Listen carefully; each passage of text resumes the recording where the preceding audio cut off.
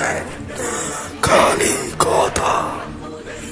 এখানে শুধুমাত্র গল্প নয়, গল্পের মাধ্যমে শিক্ষাও দেওয়া হয়।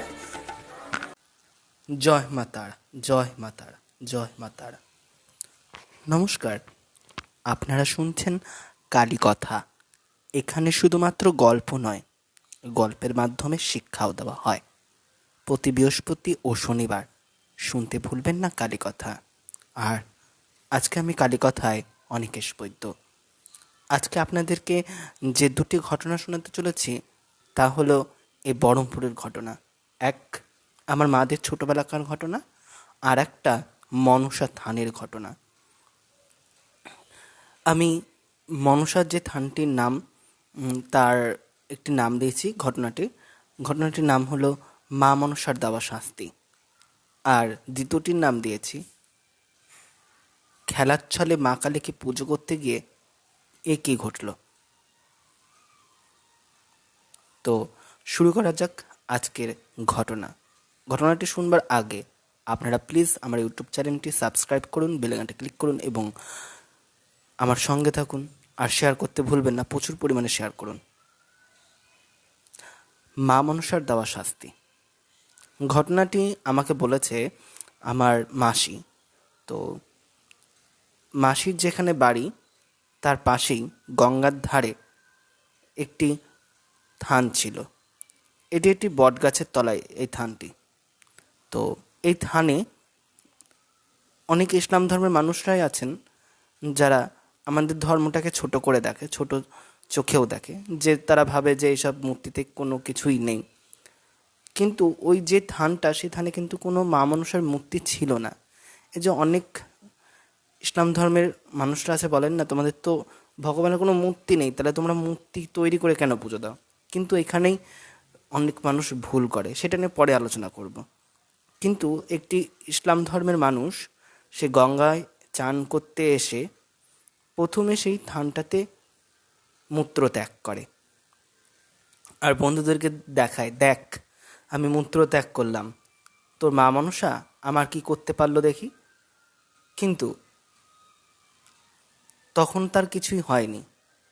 কিন্তু সে যখন বাড়িতে গেল, ঠিক সকালবেলা যখন সে উঠতে যাবে, তখন দেখলো সে আর উঠতে পারছে না। তার হাত পা যথারীতি বেঁকে গেছে, অষ্টবক্রতে পরিণত হয়েছে এবং তাকে কেউ সারাতে পারছে না। তাদের মৌলবীর কাছেও নিয়ে গেছে, কিন্তু সেই মৌলবী পীর বাবা কেউই সারাতে পারছে না। তারা বিধান দিল যে তুই যা, যেখানে এই কাজটি করেছিস সেখানে গিয়ে ক্ষমা চা, নাক্ষর দে, তবেই তুই ঠিক হবি। আর ছেলেটি এবং ছেলেটির মা সেখানে যায় এবং সেখানে গিয়ে নাক্ষর দেয় এবং সে ক্ষমাও চায় এবং সে শাস্তি থেকে মুক্তি পায়। এই হলো মায়ের ঘটনা।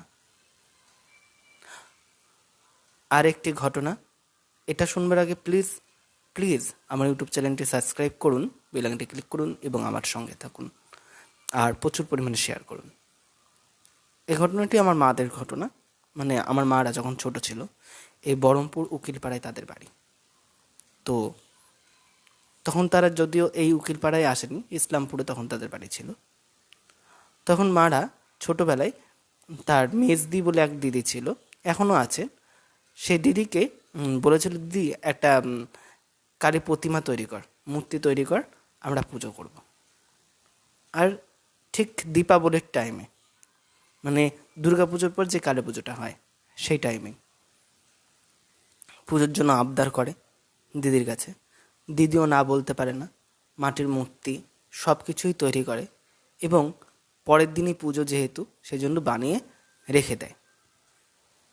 কিন্তু হঠাৎই রাত্রিবেলায় যখন তারা খেয়ে দিয়ে ঘুমাতে যায়, তখন তাদের মাথার কাছে একটি ছোট্ট মেয়ে বসে বলছে, কিরে আমাকে খেতে দিবি না, আমার পুজো করবি না, এরম করে বলে। কিন্তু সে কে কেউ জানতে পারে না, শুধুমাত্র মেজমাই, মানে আমার মেজমাসি আর মায়ের মেজদি, সেই বুঝতে পারে কে এসেছিলেন তার কাছে, স্বয়ং মা কালী। সেই রাত্রিবেলাতেই সেই মায়ের পুজো করা হয়। মানে বাড়িতে ঠিক যে যে জিনিসগুলো ছিল, কলা, আপেল, এই সমস্ত জিনিস যা ছিল তা দিয়ে মায়ের পুজো শুরু হয়। আজকের দুটি ঘটনা কেমন লাগলো তা জানাতে ভুলবেন না। জানাতে হলে প্লিজ আমার ইউটিউব চ্যানেলটি সাবস্ক্রাইব করুন, বেল আইকনটি ক্লিক করুন এবং কমেন্ট সেকশনে গিয়ে কমেন্ট করুন আর প্রচুর পরিমাণে শেয়ার করুন। এরপরে আরও অনেক ঘটনা আছে দেব, আপনারা নিজেরাও ঘটনা দিতে পারেন কালেক্ট করে। আমার হোয়াটসঅ্যাপ নাম্বার তো আমি দিয়েই দিয়েছি, 6291225522। আর একবার বলবো, 6291225522। জয় মা তারা, জয় তারা, জয় মা তারা।